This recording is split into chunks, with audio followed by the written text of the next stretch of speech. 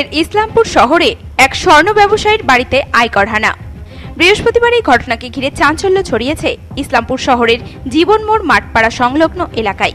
স্থানীয় সূত্রে জানা গেছে, এদিন ভোর 4টে নাগাদ গভর্নমেন্ট অফ ইন্ডিয়া বোর্ড লাগানো একটি গাড়িতে সম্ভবত আয়কর দপ্তরের 5 সদস্যের একটি টিম সহ 2 গাড়ি বিএসএফ এর জওয়ানরা জীবন মোড় মাঠপাড়া সংলগ্ন এলাকায় স্বর্ণ ব্যবসায়ীর বাড়িতে হানা দেয়। পুরো বাড়িটি ঘিরে রাখে বিএসএফ জওয়ানরা। সকাল 10:30 পর্যন্ত ব্যবসায়ীর বাড়িতে তল্লাশি অভিযান চালিয়ে প্রচুর সোনা, নগদ টাকা সহ একটি ব্যাগ ভর্তি নথিপত্র আধিকারিকরা নিয়ে গেছে বলে সূত্রের খবর।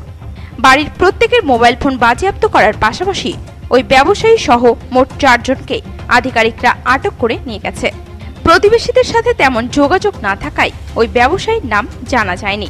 এ বিষয়ে এক স্থানীয় বাসিন্দা জানান, সকাল থেকে ওটাই দেখছি, সকাল থেকে রেট হচ্ছে, বাড়িতে ইনকোয়ারি করা। মানে সকালে কটা থেকে এসেছিল? মোটামুটি 4টা-5টা থেকে তো শুরু করছে, 4টা থেকে ধরে শুরু করা হয়েছে এটা। আচ্ছা, আর এখন তো কেবল 10টা বাজে, 6 ঘন্টা ধরে ইনকোয়ারি করতে যাই। তো গাড়িতে করে কি কাউকে নিয়ে গেল? এদের বাড়ির কাউকে? বাড়ির দাদাটা ছিল, বাড়ির দাদা আর ওনার ছেলে ছিল, তো 2 জনকে নিয়ে যাওয়া হলো। তো কোথায় গেল? কিছু কি কোন ডিপার্টমেন্টের লোক এসেছিল? দাদা বলতে পারছি না। কিছু জানেন? না, এটা বলতে পারছি না। এনারা এমনি মানে কি করে? এনারা কোনো ব্যবসা ট্যাবসা কিছু করে কি? সোনার দোকান আছে, বেশ এটাই জানি। হ্যাঁ, সোনার দোকান আছে, সোনার ব্যবসা আছে এদের। বাকি এরা কি কাজ করে সেটা তো বলতে পারবো না আমি। ওই ব্যবসায়ীর বাড়ির পাশাপাশি এদিন ইসলামপুর শহরের পুরাতন বাসস্ট্যান্ড এলাকায় একটি দোকানে তল্লাশি অভিযান চালানো হয়।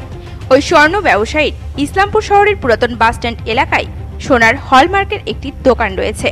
ওই দোকানে সোনা গলানোরও কাজ করা হয় বলে অভিযোগ।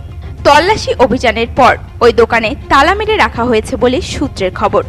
যদিও এই বিষয়ে সংবাদ মাধ্যমের সামনে কিছুই বলতে চাননি আধিকারিক সহ পরিবারের সদস্যরা। উত্তর দিনাজপুর থেকে বিশেষ প্রতিবেদন, নিউজ টুডে।